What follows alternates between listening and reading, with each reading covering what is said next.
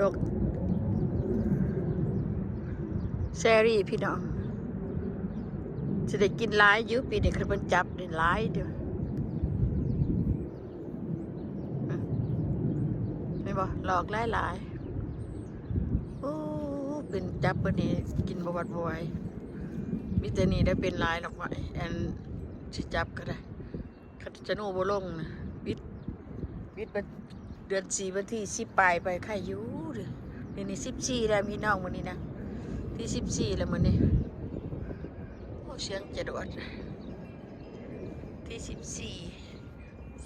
1415เนาะว่าสิขอโทษพี่น้อง15แล้วมื้อนี้นะเด้อจะได้กินหลายอยู่พูดเลยเป็นหลายดีเลย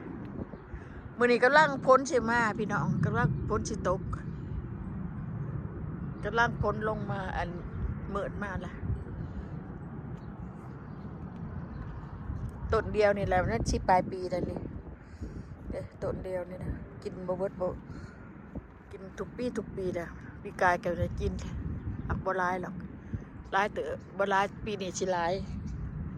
ขนาดว่าปีนี้สิหลายมากันนี่นะคันมันจับได้คันสนุกบ่ตกลงมานี่บิดสนุกอ้ยพี่น้องเอ้ยหนาวเลยแต่เว้นเดี๋ยวมันได้แหละตัวนี้เป็นหนาวมาล่ะพี่น้องหน่อยหนาวหน่อยแดดหน่อยร้อนอยู่สินะเนาะ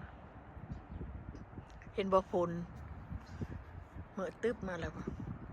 เป็นก้อนมาแล้ว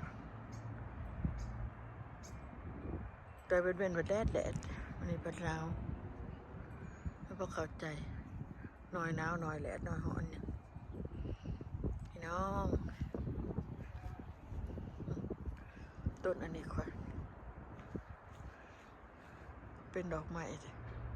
เป็นดอกแซรี่ต้นกับบ่ใหญ่นะนี่ได้แต่ต้นนี่ต้นกับบ่ใหญ่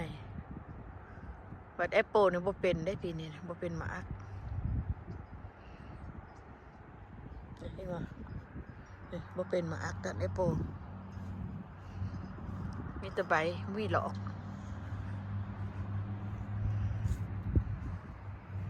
มีแต่ใบบ่มีหลอกเลยปีกายเลยบ่มีหมดใบมีแต่หมากปีนี้บ่มีเลยเห็นบ่พี่น้อง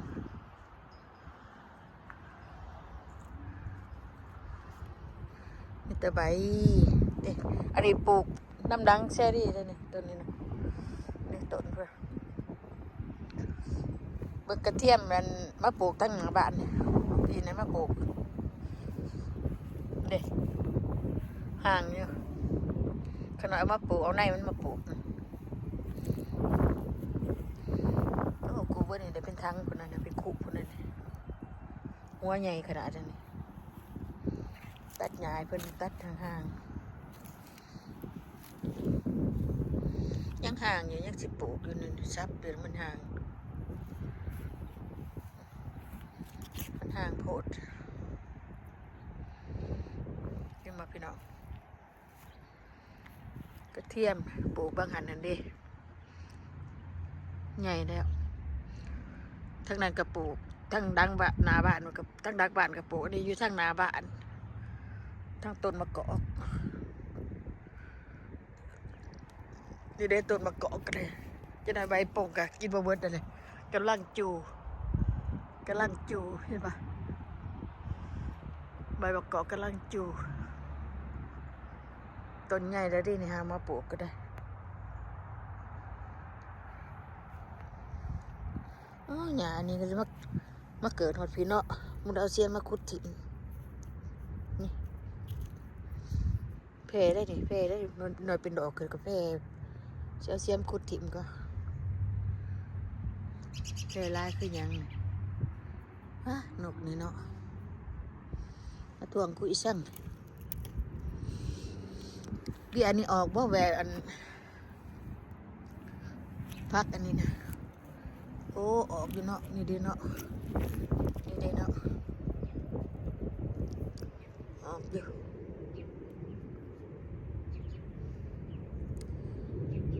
อกลายอยู่เลยแล้วเพิ่งมาสิบออกปุ่มอยู่เนาะโอ้ยตัวนี้ใหญ่กับพอดีกระเทียมนี่บ่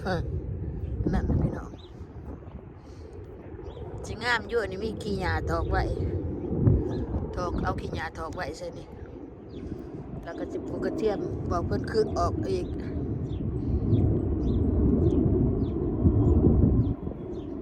คันมันเป็นหัวจังสี่นะพี่น้องนี่บ่ได้ขุดออกเลยมันเป็นหัวนี่ก็ใหญ่จังสี่นั่นได้ก็ขุดออกแหวงออกอยู่เป็นกอเป็นหัวน่ะพ้นมาแล้วพี่น้อง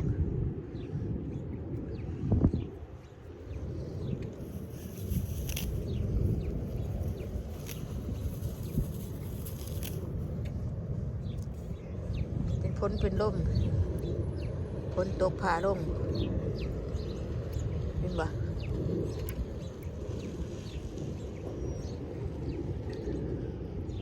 เก้พี่น้องอยู่ดีมีแห้งแฮปปี้นิวเยียร์เด้อพี่น้องเก้บาย